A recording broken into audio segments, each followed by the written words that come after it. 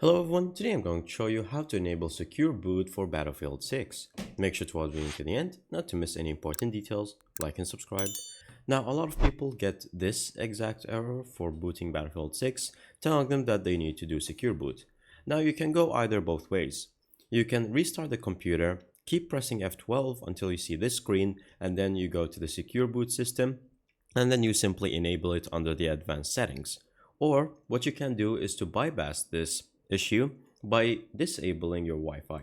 So from here you're going to turn off your Wi-Fi fully, and then from here you're going to run the game. Once you run the game and it flashes the screen for the loading screen and gives you the error, then you're going to boot up your Wi-Fi again, enable it, and from there it will solve the issue and you won't need to bypass it directly. So both ways can work for you, and make sure to restart your Steam every time you want to try a new method. Thank you guys for watching. See you next time. Bye bye.